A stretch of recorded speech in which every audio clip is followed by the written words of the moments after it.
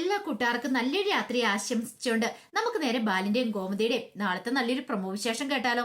ആദ്യമായി കാണുന്നവരാണെങ്കിൽ ചാനൽ ഇഷ്ടപ്പെട്ട ഒന്ന് സബ്സ്ക്രൈബ് ചെയ്യാൻ മറക്കരുത്. വീഡിയോ ഇഷ്ടപ്പെടുവാണെങ്കിൽ ലൈക്ക് ചെയ്യാനും മറക്കരുത് കേട്ടോ. നമ്മുടെ മുന്നോട്ടുള്ള യാത്രയിൽ നിങ്ങളുടെ സപ്പോർട്ട് ലൈക്കുമാണ് നമുക്ക് ഏറ്റവും കൂടുതൽ പ്രചോദനമായി മാറിക്കൊണ്ടിരിക്കണേ. അപ്പൊ നമുക്ക് നേരെ നമ്മുടെ വിശേഷത്തിലേക്ക് പോകാലോ. അങ്ങനെ ഇന്നത്തെ വിശേഷം നമ്മൾ കണ്ടു. ഗോമതിയെ വീട്ടിലേക്ക് തിരികെ കൊണ്ടുവരാനായിട്ട് ദേവമംഗലത്തേക്ക് എത്തിക്കാൻ വേണ്ടിയിട്ട് മീനാക്ഷിയും ആകാശും ആനന്ദും എല്ലാവരും ചേർന്നിട്ട് പരിശ്രമങ്ങൾ നടത്തിക്കൊണ്ടിരിക്കുക. പക്ഷെ എന്ത് ചെയ്യാൻ പറ്റും, ബാലൻ അതിനകത്തൊന്നും വീടില്ല. ബാലനാണെങ്കിൽ ഒരേ ഒരു തീരുമാനത്തില, താൻ ഒരു കാരണവശാലും ഗോമതിയുടെ കാലുപോയി പിടിക്കില്ല. അവള് സ്വന്തം ഇഷ്ടപ്രകാരം പോയതല്ലേ, വേണേ ഇങ്ങോട്ട് തന്നെ തിരിച്ചു വന്നാൽ മതി, അല്ലാതെ അവളെ താൻ തിരികെ കൂട്ടില്ലെന്നുള്ള ധർമ്മം പറഞ്ഞു. ഇതങ്ങനെ വെറുതെ വിട്ടിട്ട് കാര്യമില്ല, എന്തെങ്കിലും ചെയ്തേ മതിയാവുള്ളൂ. അല്ലെങ്കിലുണ്ടല്ലോ ഒരു കാരണവശാലും ചേച്ചി ഇങ്ങോട്ട് വരാൻ പോകുന്നില്ല, നിങ്ങൾ എന്തായാലും ചെയ്ത് ഒരു പ്ലാനൊക്കെ തീരുമാനിക്കുക എന്നൊക്കെ പറഞ്ഞിട്ട് ധർമ്മനും കൂടെ അങ്ങോട്ട് പോവാണ്. അപ്പോഴേക്കും മീനാക്ഷി പറഞ്ഞു, ഈ ചെറിയ പ്ലാനിലൊന്നും അച്ഛൻ വീഴുമെന്ന് എനിക്ക് തോന്നില്ല. ഈ ചായ കൊണ്ടേ കൊടുത്തോണ്ടൊന്നും ആയില്ല, അച്ഛൻ വലിയ ഉഗ്ര ശബ്ദത്തിലാന്ന് തോന്നേ. അങ്ങനെ വന്നിട്ടുണ്ടെങ്കിൽ ആനന്ദേന്റെ വിവാഹക്കാര്യത്തിൽ വരെ ഒന്ന് ചിന്തിക്കേണ്ട വരുമെന്ന് തോന്നുക. കാരണം ഈ കാര്യങ്ങളൊക്കെ ഉദയഭാനു സാറിന്റെ വീട്ടിൽ അറിഞ്ഞിട്ടുണ്ടെങ്കിൽ ആനന്ദേണ്ട കല്യാണം ചിലപ്പോൾ മുടങ്ങിയേ തന്നെ. അപ്പൊ ആനന്ദേട്ടൻ വേണം എന്തായാലും കാര്യങ്ങളൊക്കെ തീരുമാനിക്കാനായിട്ട്. ഇതിന് മുന്നിട്ടിറങ്ങണ്ടേ ആനന്ദേട്ടനാന്ന് പറയണം. ഇത് കേട്ടതപ്പോ ആനന്ദ് പറഞ്ഞു, എനിക്ക് എന്ത് ചെയ്യാൻ പറ്റും മീനാക്ഷി, അമ്മേനെ ഞാൻ പോയി വിളിച്ചിട്ടുണ്ട്, അമ്മ ഇങ്ങോട്ട് വരുവോ? ഒരിക്കലും ഇല്ല, ആരും വരാതെ ഇങ്ങോട്ട് വരത്തില്ലെന്നല്ലേ പറഞ്ഞേ. ഞാനൊന്ന് സംസാരിച്ചു നോക്കാം, ഇനിയിപ്പം വിളിച്ചു നോക്കാന്ന് പറഞ്ഞിട്ട് ആനന്ദ് ഗോമതിനെ വിളിക്കുകയാണ്. ഗോമതിനെ വിളിച്ചപ്പം ഗോമതി ഫോൺ എടുത്തു. പിന്നീട് ആനന്ദിനോട് സംസാരിക്കുകയാണ്. ആ സമയം ആനന്ദ് പറഞ്ഞു, അല്ല അമ്മ ഇങ്ങോട്ട് വരണില്ലേന്ന് ചോദിക്കുക. ഇത് കേട്ടപ്പം ഗോമതി പറഞ്ഞു, അതെ ഞാൻ നിന്റെ അച്ഛനോട് ഒരു കാര്യം പറഞ്ഞിട്ടുണ്ട്, ആ കാര്യം നിന്റെ അച്ഛന് സമ്മതമാണെങ്കിൽ മാത്രം ഞാൻ അങ്ങോട്ട് വരുന്നുള്ളൂ, ആരില്ലാതെ ഞാൻ ആ വീട്ടിലേക്ക് വരത്തില്ലെന്ന് പറയാം. അമ്മ ഇങ്ങനെ വാശി പിടിച്ചാൽ എങ്ങനെ ശരിയാവണേന്ന് ചോദിക്കുക. ഇത് വാശിയല്ലട മോനെ, നീ ഒന്ന് ആലോചിച്ച് നോക്കിയേ, നീ മാത്രമല്ല ആര്യനും എന്റെ മകനാ. അപ്പൊ അവൻ ആ വീട്ടിൽ വന്നാൽ കഴിയണ്ടേ, അപ്പൊ അവനെ അങ്ങോട്ട് കൂട്ടിക്കൊണ്ട് വരേണ്ട ഉത്തരവാദിത്വം എനിക്കുണ്ട്. അവനില്ലാതെ എനിക്കിനി അവിടെ വന്ന് നിൽക്കാൻ പറ്റില്ല. ബാലേട്ടന് മാത്രമല്ല വാശിയുള്ളേ, എനിക്ക് കുറച്ച് വാശിയൊക്കെ ഉണ്ട്. അതുകൊണ്ട് ഞാൻ അങ്ങോട്ട് വരാൻ പോകുന്നില്ല. വരണമെങ്കിൽ ആര്യൻ എന്നോടൊപ്പം ഉണ്ടായിരിക്കണം. ആര്യം വരണമെങ്കിൽ ബാലേട്ടൻ വന്ന് വിളിക്കണമെന്ന് പറയാം. അമ്മ ഇങ്ങനെ വാശി കാണിക്കരുത്. വാശി കാണിക്കുന്നതല്ല, ഞാനുള്ള കാര്യം പറഞ്ഞ പിന്നെ അവിടുത്തെ കാര്യങ്ങളൊക്കെ നോക്കാൻ നിങ്ങൾ എല്ലാവരും ഉണ്ടല്ലോ, അത് മതിയല്ലോ. ഇനിയിപ്പൊ ഞാൻ അവിടെ ഇല്ലെങ്കിലും ബാലേട്ടന് ഒരു കുഴപ്പമില്ലെന്ന് മനസ്സിലായി. ബാലേട്ടന്റെ കാര്യങ്ങളൊക്കെ അങ്ങോട്ട് പോയിക്കോളും. പിന്നെ നോക്കാനായിട്ട് മരുമോളും ഉണ്ട്, സ്വന്തം മോളും ഉണ്ടല്ലോ. പിന്നെ നിങ്ങൾ എല്ലാവരും ഇല്ലേന്ന് ചോദിക്കുക. അല്ലമ്മേ, ഞങ്ങൾ എല്ലാവരും ഉണ്ടെങ്കിലും അച്ഛനും അമ്മയുള്ളതുപോലെ ആവത്തില്ലല്ലോ. അച്ഛന് നല്ല വിഷമമുണ്ട് അമ്മ ഇല്ലാത്തതിന്റെ, അതുകൊണ്ട് അമ്മയും കൂടി വരണമെന്ന് പറഞ്ഞേ. ഓ അങ്ങനെ വിഷമമുണ്ടോ? അങ്ങനെ വിഷമമുണ്ട്, ഒരു കാര്യം ചെയ്യാ, നിന്നെ അച്ഛനോട് ഒന്ന് വിളിക്കാൻ പറ. അത് നിനക്ക് പറ്റില്ലല്ലേ? അച്ഛന്റെ മുഖത്ത് നോക്കി നിനക്ക് പറയാൻ പറ്റുമോ? ഇല്ലല്ലോ, അന്നാ പിന്നെ നീ കൂടുതലൊന്നും പറയണ്ട എന്ന് പറയാണ്. ഇത് കേട്ടപ്പോൾ ആനന്ദിന് ഒരു കാര്യം മനസ്സിലായി, അമ്മ അമ്പനും ബില്ലിനും അടുക്കുന്നില്ല എന്നുള്ള കാര്യം. അങ്ങനെ ഫോൺ കട്ട് ചെയ്ത് കഴിഞ്ഞപ്പോൾ മീനാക്ഷി എടുത്ത് കാര്യങ്ങൾ പറയണം. മീനാക്ഷി പറഞ്ഞൊരു കാര്യം ചെയ്യാം, ഞാൻ അമ്മേനെ ഒന്ന് പോയി കണ്ടു നോക്കാം, അമ്മയോടൊന്ന് പോയി കണ്ട് സംസാരിച്ച് നോക്കാന്ന് പറയണം. ശരിയെന്ന് പറയണം. എന്താണെങ്കിലും ഇനിയിപ്പോ വിളിച്ചോണ്ട് വരാതിരിക്കാൻ പറ്റില്ലല്ലോ, എത്ര ദിവസം എന്ന് വെച്ചാൽ ഇങ്ങനെ പിണങ്ങി നിൽക്കുന്നത്. അച്ഛനാണെങ്കിൽ ഒരു ഇഞ്ച് പോലും അയഞ്ഞു കൊടുക്കുന്നിട്ട് തോന്നുന്നുമില്ല. ആ സമയം ഉദയഭാനുവും ഭാര്യയും കൂടെ പുറത്തേക്ക് പോയായിരുന്നു. എൻഗേജ്മെന്റിന് എങ്ങനെയും കുറെ പണമൊക്കെ ഉണ്ടാക്കണം, ആരെയാലും തട്ടിച്ചും പറ്റിച്ചും കുറച്ച് പണം ഉണ്ടാക്കണം. അതിനു വേണ്ടിയിട്ടാണ് രണ്ടുപേരും കൂടെ ഇറങ്ങിയിരിക്കുന്നത്. ആ സമയത്ത് അടുക്കളയിലേക്ക് ശ്രീവിദ്യയും കയറുക. അപ്പൊ വന്ന് കഴിയുമ്പോഴത്തേനും പുട്ടുണ്ടാക്കി വെക്കണമെന്ന് പറഞ്ഞിട്ടുണ്ട്. എങ്ങനെ ഉണ്ടാക്കണമെന്ന് പോലും അറിയത്തില്ല. അങ്ങനെ രണ്ടുപേരും അടുക്കളയിൽ കയറിയപ്പം ശ്രീവിദ്യയോട് ചോദിച്ചു, നിനക്ക് പുട്ടുണ്ടാക്കാറിയാവോ? എനിക്കങ്ങനൊന്നും അറിയത്തില്ല. പിന്നെ എനിക്കും അറിയത്തില്ല, ഇതേ ഉണ്ടാക്കിയില്ലെങ്കിൽ ആകെപ്പാടെ കുളമാവും. ഒരു കാര്യം ചെയ്യാം, നമുക്ക് ഈ യൂട്യൂബിനകത്ത് എവിടെയെങ്കിലുമൊക്കെ നോക്കി നമുക്ക് സെർച്ച് ചെയ്യാം, എന്നിട്ട് അങ്ങനെ ഉണ്ടാക്കാം. എന്താ, നല്ല കാര്യമല്ലേന്ന് ചോദിക്കുക. അത് ശരിയാ, ഇന്നത്തെ കാലത്ത് ഫോൺ എളുപ്പം, പിന്നെ നമ്മൾ എന്തിനാ ചേച്ചി പേടിക്കുന്നേ, അത് നോക്കി ഉണ്ടാക്കിയാൽ മതി എന്ന് പറയാം. അങ്ങനെ അവർ രണ്ടുപേരും കൂടെ ഫോണിനകത്ത് നോക്കുവാണ്, ഉണ്ടാക്കാൻ രീതികളൊക്കെ നോക്കി. ഉപ്പും എല്ലാം ആയിട്ട് അങ്ങനെ ഉണ്ടാക്കുവാണ്. പക്ഷെ കുഴയൊന്നും ശരിയായിട്ടുണ്ടായിരുന്നില്ല. അത് മാത്രമല്ല, കുറച്ച് ഉപ്പും കൂടിപ്പോയി. അവരെന്ത് ചെയ്യുക, അവരതൊന്നും ശ്രദ്ധിച്ചില്ല. അവരതൊക്കെ ഇട്ട് നല്ല ഉണ്ടാക്കി അങ്ങോട്ട് സെറ്റ് ചെയ്ത് കൊണ്ടേ വെക്കുവാണ്. അങ്ങനെ കുറെ സമയം കഴിഞ്ഞ് കഴിഞ്ഞപ്പോഴാണ് ഉദയഭാനും ഭാര്യയും കൂടെ ശ്രീകലയും കൂടെ വീട്ടിലേക്ക് വരുന്നത്. വന്നു കഴിഞ്ഞപ്പോൾ തന്നെ ഉദയഭാനു പറഞ്ഞു, ഓ വിശന്നിട്ട് കണ്ണ് കാണാൻ പറ്റില്ല, എത്ര വല്ലതും കഴിക്കാൻ എടുക്കാൻ പറയണം. ഇത് കേട്ട് കഴിഞ്ഞപ്പോൾ ശ്രീകല വിളിച്ചിട്ട് പറഞ്ഞു, അതെ കഴിക്കാൻ ഉണ്ടാക്കി വെച്ചോടി എന്ന് ചോദിക്കുകയാണ്. ശ്രീദേവി പറഞ്ഞു, ഉണ്ടാക്കി വെച്ചിട്ടുണ്ട്, പുട്ടുണ്ടാക്കി വെച്ചിട്ടുണ്ട് നമ്മയെന്ന് പറയണം. കൊള്ളാലോ എന്നും പറഞ്ഞിട്ട് ഒന്ന് തുറന്നു പോയി കഴിഞ്ഞപ്പോഴത്തേനും പുട്ടൊക്കെ റെഡിയാക്കി വെച്ചിട്ടുണ്ട്. അല്ലേലും കൊള്ളാം. ഉദയഭാനു പറഞ്ഞു, അതെ ഇന്ന് പുട്ടാണോ കഴിക്കാന്? അല്ല പിന്നെ, ഇതേ മോളുണ്ടാക്കിയതാ, അല്ലല്ലോ ഇവളുടെ കൈപ്പുണ്യം ഒന്ന് വേറെ തന്നെയാ, എന്റെ കൈപ്പുണ്യം ഇവൾക്ക് കിട്ടിയിരിക്കുന്നത് എന്നൊക്കെ പറഞ്ഞുകൊണ്ട് വലിയ ആളും കളിച്ച് പുട്ട് കഴിക്കാണ്ട് അങ്ങോട്ട് ഇരിക്കണം. അങ്ങനെ പുട്ട് കഴിക്കാണ്ട് എടുത്ത് പ്ലേറ്റിനകത്തേക്ക് വെച്ചു. ഉദയഭാനും കുറച്ചെടുത്ത് കൊടുത്തു. പിന്നീട് അങ്ങനെ കഴിക്കാൻ തുടങ്ങും. വായിലേക്ക് വെച്ച് കഴിഞ്ഞപ്പോഴാണ് ഇറക്കാനും മേലെ തുപ്പാനും മേലാത്ത അവസ്ഥയിലേക്ക് വന്നേ. കാരണം മറ്റൊന്നുമില്ല, ഉപ്പ് കാരണം വായിലേക്ക് വെക്കത്തില്ലാത്തൊരവസ്ഥയായിരുന്നു. ഉപ്പ് കൂടി പോയിട്ടുണ്ടായിരുന്നു. ഇത് വായിലേക്ക് വെച്ച് കഴിഞ്ഞപ്പോൾ രണ്ടുപേരും മിണ്ടാതിരിക്കുവാണ്. എന്ത് ചെയ്യണം എന്നറിയത്തില്ലാത്തൊരവസ്ഥ രണ്ടുപേരും കൂടി ഇരിക്കുകയാണ്. പെട്ടെന്ന് ശ്രീദേവി ചോദിച്ചു, എന്താ അമ്മ എന്താ കഴിക്കാത്തേന്ന് ചോദിക്കാം. വിദ്യ ചോദിച്ചു, അച്ഛനും കഴിച്ചിട്ടില്ലേ, എന്ത് പറ്റി, ഇതെന്താ ഇങ്ങനെ ഇരിക്കണേ, സ്റ്റക്കായിട്ട് സ്റ്റാച്ചു പോലെ ഇരിക്കുകയാണ് രണ്ടുപേരും കൂടെ. പെട്ടെന്ന് ഉദയഭാനു വാഷിംഗ് ബേസിന് അങ്ങോട്ട് ഓടുകയാണ്. അത് പോയി തുപ്പിക്കളയാണ്. അതുപോലെ തന്നെ ശ്രീകല പാഞ്ഞു വന്നിട്ട് ചോദിച്ചു, ഇതാണോടി നിന്റെ പുട്ടെന്ന് ചോദിക്കാം.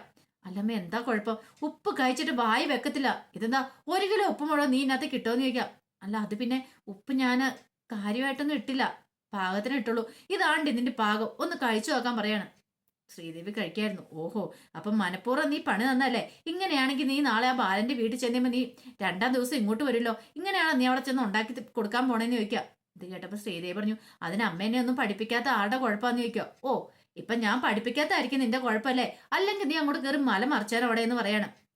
ഇതേ പെണ്ണെ, ഒരു കാര്യം ഞാൻ പറഞ്ഞേക്കാം, അത്യാവശ്യം അടുക്കള ജോലികളൊക്കെ ചെയ്തിട്ട് വേണം അങ്ങോട്ട് പോവാനായിട്ട്. പാട്ട് സംഗീതം അറിയത്തില്ല, അടുക്കള പണിയില്ലെങ്കിലും എന്തേലുമൊക്കെ അറിയാഞ്ഞിട്ട് വേണം ചെല്ലാൻ, അല്ലെങ്കിൽ പിന്നെ ആ വീട്ടുകാരെന്ത് വിചാരിക്കും.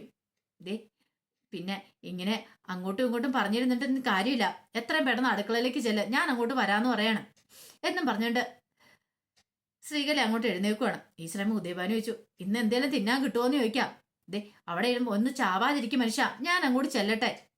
എന്ത് ചെയ്യാനാന്ന് പറ, 2 പെമ്പിള്ളേര് പോത്തുപോലെ വളർന്നെന്ന് പറഞ്ഞിട്ട് കാര്യമില്ല, ഒരു സാധനം ഉണ്ടാക്കാണ്ട് കഴിയില്ല, എന്തിനും എന്റെ കൈ കൂടണമെന്ന് പറയാണ്. വിദ്യ പറഞ്ഞു, അമ്മ നേരത്തെ ഉണ്ടാക്കാൻ പഠിപ്പിക്കുമായിരുന്നു, ഈ കുഴപ്പം വല്ലതും ഉണ്ടാവുമായിരുന്നോ. പിന്നെ ഇനി അതും കൂടെ പറഞ്ഞാൽ മതി, നിനക്കൊക്കെ അടുക്കള കയറി ഉണ്ടാക്കിയാൽ എന്തായിരുന്നു കുഴപ്പം, എല്ലാം എന്ന് ഞാൻ തന്നെ പഠിപ്പിക്കണോ, എല്ലാം അങ്ങോട്ട് സൂചിച്ചിരുന്ന് തിന്നുപോയി, ഇന്നല്ലെങ്കിൽ നാളെ നീയൊക്കെ വേറൊരു വീട്ടിൽ ചെന്ന് കഴിയണ്ട എന്നൊക്കെ പറഞ്ഞുകൊണ്ട് ദേഷ്യപ്പെടുവാണ്. ഉദയഭാനു പറഞ്ഞു, ഒന്നും മിണ്ടായിരിക്കെ, പിന്നെ എന്റെ മോൾക്ക് അവിടെ ചെന്നിട്ടുണ്ട് അധികം പണിയൊന്നും എടുക്കേണ്ടി വരില്ല, അവിടെ പണിയാനായിട്ട് ആൾക്കാരുണ്ടെന്ന് പറയാം. അതെ അതെ ഉണ്ടെന്ന് പറഞ്ഞിരുന്നാ മതി, എത്ര ദിവസം അവൾക്ക് അവിടെ തിന്നാൻ പറ്റും, കുറച്ച് ദിവസം കഴിയുമ്പോഴത്തേനും നമ്മളെ കുറിച്ചുള്ള സത്യങ്ങൾ അറിഞ്ഞാൽ പിന്നെ അറിയാലോ പിന്നെ എന്താ സംഭവിക്കാൻ പോകുന്നുള്ളേ, അത്യാവശ്യം പാചകമൊക്കെ പഠിച്ചിരിക്കണമെന്ന് പറയണം എന്നും പറഞ്ഞ് ശ്രീവിദ്യേനെ ശ്രീദേവിനെയും വിളിച്ചോണ്ട് അകത്തേക്ക് അങ്ങോട്ട് കയറി പോവാണ്. പിന്നീട് ഗോമതിയെ കാണാനായിട്ട് മീനാക്ഷി ചെല്ലുവാണ്. അമ്മേനെ കൊണ്ടൊന്ന് സംസാരിച്ചു നോക്കണമെന്ന് തീരുമാനത്തോടെ ചെല്ലുന്നത്. അങ്ങനെ ചെന്ന് കഴിഞ്ഞപ്പോഴത്തേനും മിത്ര അവിടെ ഉണ്ടായിരുന്നു. മിത്ര എന്ന് ക്ലാസ്സിൽ പോയിട്ടുണ്ടായിരുന്നില്ല, എന്നെ പോയിട്ടുണ്ടായിരുന്നുള്ളൂ. മിത്രയും ഗോമതിയും കൂടെ സംസാരിച്ചുകൊണ്ടിരിക്കുകയാണ്. ആ സമയത്ത് മീനാക്ഷി അങ്ങോട്ട് ചെല്ലുന്നേ. മീനാക്ഷിയെ കണ്ടത് മിത്ര ഓടി വന്നു. മീനാക്ഷി അടുത്തെന്ന് പറഞ്ഞ് കൈ പിടിച്ചവങ്ങൾ പോവാണ്. പെട്ടെന്ന് ഗോമതി ചോദിച്ചു, എന്തൊക്കെയാണ് മോളെ വിശേഷം ദേവമംഗലത്ത്? ദേവമംഗലത്ത് വലിയ വിശേഷമല്ലേ, അമ്മ പോയതിന് ശേഷം വിശേഷം മാത്രം ഇവിടെ ഉള്ളെന്ന് പറയണ്. എന്താ മോളെ എന്താ കാര്യം? അച്ഛന്റെ കാര്യം നല്ല അവതാളത്തിലമ്മേ, അമ്മ അങ്ങോട്ട് തിരിച്ചു വന്നേ മതിയാവുള്ളൂ.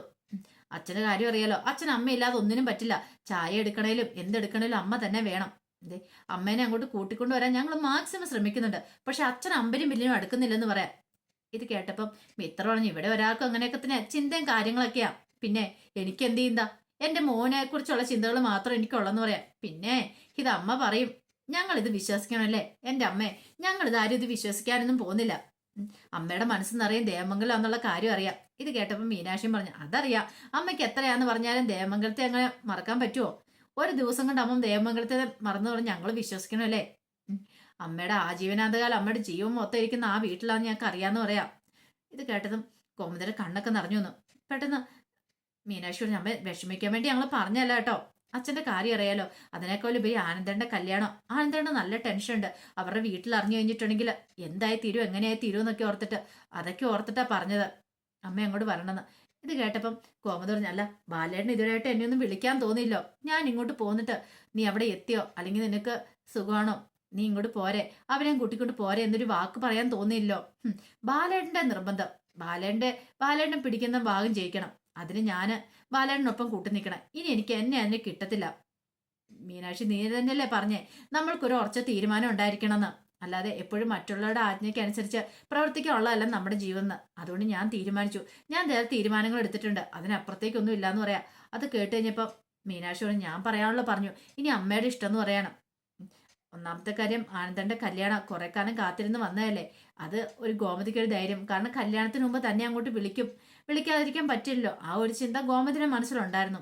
പക്ഷെ ഗോമതി പോകാൻ കൂട്ടാക്കില്ല, മിത്രയാണെങ്കിലും നിർബന്ധിച്ചു പോകാനും പറഞ്ഞിട്ടുണ്ട്, പക്ഷെ എങ്കിൽ ഗോമതി പോകാൻ കൂട്ടാക്കില്ല. അവസാനം മീനാക്ഷി തിരികെ വീട്ടിലേക്ക് വരുവാണ്. വീട്ടിലേക്ക് വന്നതിന് ശേഷം അവരോട് കാര്യങ്ങൾ പറയണം. അമ്മ വരാൻ കൂട്ടാക്കുന്നില്ല, അമ്മ കടുത്ത വാശയിലാന്ന് പറയണം. ഇത് കേട്ടപ്പം ആകാശ് പറഞ്ഞു, ഇനിയിപ്പോ എന്ത് ചെയ്യും? എന്ത് ചെയ്യാനാ? വരുന്നിടത്ത് വെച്ച് കാണാം. അച്ഛനോട് കൂട്ടിക്കൊണ്ടുവരാൻ പറഞ്ഞ അച്ഛൻ കൊണ്ടുവരത്തില്ല, പിന്നെ എന്ത് ചെയ്യാനാ? ഒരു കാര്യം ചെയ്യാം, അച്ഛൻ വരും, നമുക്ക് എല്ലാവർക്കും കൂടെ ഒന്നുകൂടെ ഒന്ന് പറഞ്ഞു നോക്കാം, അതോ ഇനിയിപ്പോ രക്ഷയുള്ളെന്ന് പറയാണ്. അങ്ങനെ വൈകുന്നേരം ബാലൻ വരുവാണ്.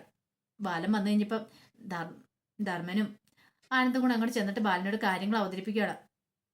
ധർമ്മം പറഞ്ഞു, ഇതേ അളിയാ, ആനന്ദിന്റെ കല്യാണം വരുന്നേ, കല്യാണ സമയത്ത് അവരൊക്കെ അറിയും കാര്യങ്ങളൊക്കെ. അങ്ങനെ അറിഞ്ഞിട്ടുണ്ടെങ്കിൽ കല്യാണം മുടങ്ങിയിട്ടുണ്ടെങ്കിൽ ഇതിൽ പോലെ ഒരു നാണക്കേട് വേറെയില്ല. അത് മാത്രമല്ല, ചെറുക്കന്റെ അമ്മ എന്ത് ചെയ്യുന്നു ചോദിച്ചാല് എന്ത് പറയും? മറുപടി എന്താ പറയണ്ടേ? പിടങ്ങി പോയിന്ന് പറയണോ? ഇതിൽ പോലെ ഒരു നാണക്കേട് എന്താ ഉള്ളതെന്ന് ചോദിക്കാം. ഇത് കേട്ടതും ബാലൻ പറഞ്ഞ, അതെനിക്കറിയാം എന്ത് പറയണമെന്ന്. അല്ലച്ച, അത് മാത്രമല്ല ഒരു കാര്യമുള്ളത്. ഒരു പക്ഷേങ്കിൽ ഉദയഭാനു സാറിന്റെ വീട്ടുകാർ അറിഞ്ഞിട്ടുണ്ടെങ്കിൽ അവർ ഈ കല്യാണത്തിൽ നിന്ന് പിന്മാറിയാലോ? ഇങ്ങനൊരു വീട്ടിലേക്ക് അവരുടെ മോളെ കെട്ടിച്ചയക്കുന്നില്ലെന്ന് പറഞ്ഞാൽ അതോടുകൂടി തീരില്ലേ?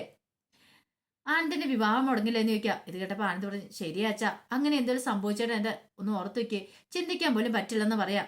അങ്ങനെ ഒരു വിവാഹം മുടങ്ങിയിട്ടുണ്ടെങ്കിൽ എനിക്ക് വേറൊരു കല്യാണം വേണ്ടെന്ന് പറയാം. ഇത് കേട്ടതും ധർമ്മം പറഞ്ഞു, ആനന്ദ് പറഞ്ഞത് ശരിയായിട്ടുള്ള കാര്യമാണ്, അവൻ നല്ലൊരു ബന്ധമാണ് കിട്ടിയത്. ഇനിയിപ്പം ആ ബന്ധം നമ്മളായിട്ട് നശിപ്പിക്കേണ്ട കാര്യമുണ്ടോ? അളിയിരുന്ന് പോയി പറഞ്ഞു നോക്ക, ഒന്ന് വിളിച്ചു നോക്കാൻ പറയണം. ഇത് കേട്ടതും ബാലൻ പറഞ്ഞു, ഞാൻ പോയി വിളിക്കണോ അല്ലേ? ഞാൻ പോയി വിളിച്ചിട്ട് ഇങ്ങോട്ട് ആരും വരണ്ട, എന്നെ തോൽപ്പിക്കാതെ ആരും കരുതാൻ വേണ്ട. പിന്നെ ആനന്ദിന്റെ വിവാഹം ആ നിശ്ചയിച്ച മുഹൂർത്തത്തിൽ നടത്തിയിരിക്കും. അതെന്തൊക്കെ കാണിച്ചിട്ടാലും ശരി, ഉറപ്പായിട്ടും ഞാൻ നടത്തും. ഒന്നിനും ഒരു കുറവൊന്നും വരത്തില്ല. പിന്നെ ഇതിന്റെ പേരിൽ ഇവിടെ ആരും ഒരു പ്രശ്നം ഉണ്ടാക്കുകയും വേണ്ട. പിന്നെ പണത്തിന് പണം എത്ര രൂപ എറിഞ്ഞിട്ടാണെങ്കിലും എല്ലാം നല്ല ഗംഭീരമായിട്ട് ഞാൻ നടത്തും. എന്റെ ചോര വിറ്റിട്ടാണ് ശരി, ഞാൻ അതൊക്കെ നടത്തിയിരിക്കുന്നു പറഞ്ഞുകൊണ്ട് ബാലൻ അങ്ങോട്ട് ദേഷ്യപ്പെട്ട് പോവാണ്.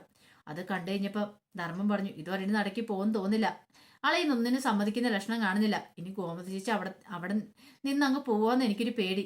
ഗോമതി ചേച്ചി വരാതെ ഒരു കാര്യങ്ങളും നടക്കില്ല. ചേച്ചി ആള് നല്ല വാശിയില്ലാന്ന് പറയാണ്. അപ്പൊ അതിന്റെ വിശേഷങ്ങളൊക്കെയാ കാണാൻ പോകുന്നത്. ഇനിയിപ്പോ ആരിനോട് എന്നും മിത്ര പറയുന്നുണ്ട് നമുക്ക് ദേവമംഗലത്തിൽ തിരിച്ചു പോകാന്നൊക്കെ. പക്ഷെ ആരും പോകാനായിട്ടൊന്നും കൂട്ടാക്കില്ല. കാരണം ആന്റെ മനസ്സിൽ ആരിനറിയാം താൻ അങ്ങോട്ട് ചെന്നിട്ടുണ്ടെങ്കിൽ ഇപ്പൊ തന്റെ അവിടുത്തെ ജീവിതം ദേവമംഗലത്തെ ശാശ്വത ആവൂലെന്നൊക്കെ. അപ്പൊ അതിന്റെ വിശേഷങ്ങളൊക്കെ നമുക്ക് എല്ലാവർക്കും കാത്തിരിക്കാം കേട്ടോ. ഒരിക്കൽ കൂടി എല്ലാവർക്കും നല്ലൊരു രാത്രി ആശംസിച്ചു നിർത്തുന്നു. നന്ദി.